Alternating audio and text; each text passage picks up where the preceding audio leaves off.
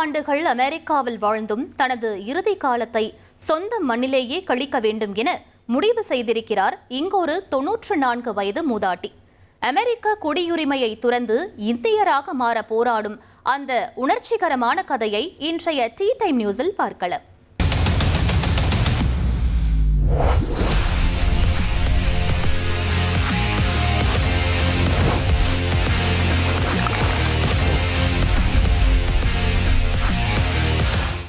Hi, hello, வணக்கம் and welcome to tea time. இப்போ நம்ம சொந்த ஊர் பற்றின ஒரு சுவாரஸ்யமான கதையை பார்க்க போகிறோம். எல்லாருக்குமே அமெரிக்கன் ட்ரீம் அப்படிங்கிறது இந்தியாவில் நிறைய பேர் இருக்கிறோம். இப்போ அமெரிக்காவில் இருக்கிறவங்க இந்தியன் ட்ரீம் அப்படின்றது ஒன்று இருந்திருக்கு. ஒரு 94 வயசு மூதாட்டி, அவங்க பேர் வந்து கொன்ட்ராகுண்டாரா மகாலட்சுமி அம்மா அப்படிங்கிறது அவங்க பேர். ஆந்திர பிரதேஷ் மாநிலத்தில் இருக்க சின்டாகும்பாலா அப்படிங்கிற ஒரு வில்லேஜ், ஒரு சின்ன கிராமத்தில் இருக்கிறவங்க.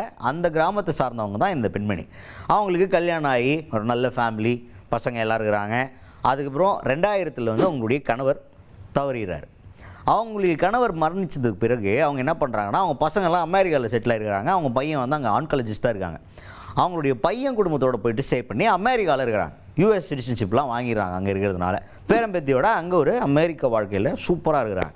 இந்த அமெரிக்கன் ட்ரீம் அப்படிங்கிறது அவங்களுக்கு வயசான காலத்தில் அச்சீவ் ஆகிடுது. நம்மலாம் ஆசைப்பட்ட அந்த வாழ்க்கை அவங்களுக்கு கிடச்சிருக்கு.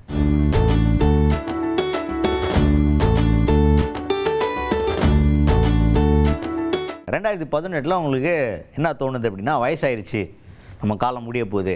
அப்போது காலம் முடிகிறப்போ நம்ம சொந்த ஊரில் இருந்தால் தான் நல்லாயிருக்கும் அப்படின்னு யோசிக்கிறாங்க.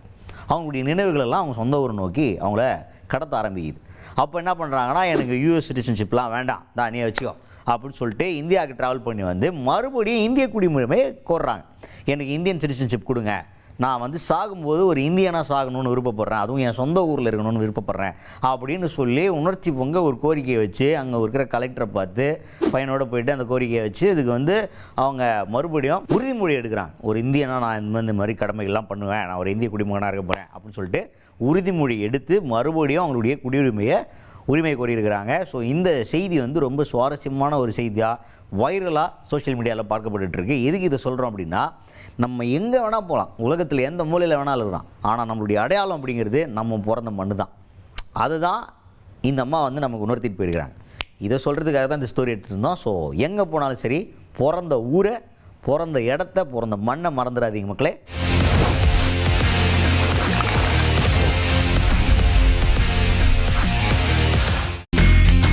இனி செல்லும் இடமெல்லாம் செய்தி. தந்தி டிவியின் வாட்ஸ்அப் சேனலை ஃபாலோ பண்ணினா செல்ல இருக்கும் இடமெல்லாம் செய்தி. இதோ QR கோட், இப்பவே ஸ்கேன் பண்ணுங்க, ஃபாலோ பண்ணுங்க.